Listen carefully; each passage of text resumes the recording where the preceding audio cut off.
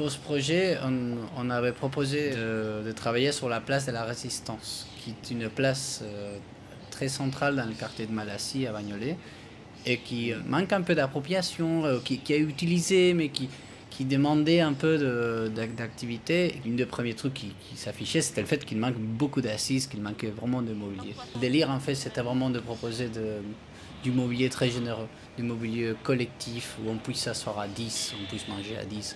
On a vu des barres métalliques partout, on s'est dit, on pourrait peut-être en réfléchir là-dessus. C'est un élément qui n'était pas censé être utilisé pour s'asseoir. Finalement, il y a des gens qui s'asseyaient.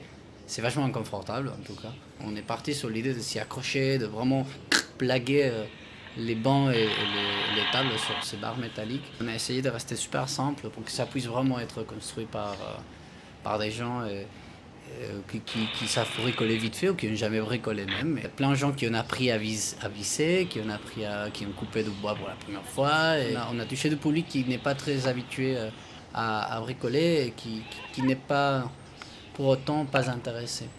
Je pense que c'est très important que les gens construisent eux-mêmes le meuble de son quartier. Ça ramène directement une appropriation. Et tu dessines un banc qui ne peut être que dans un lieu dans le monde, ce banc il devient très important et ce lieu aussi. Donc amener aussi cette dimension unique dans l'espace public, je pense que c'est intéressant à revendiquer et à explorer même.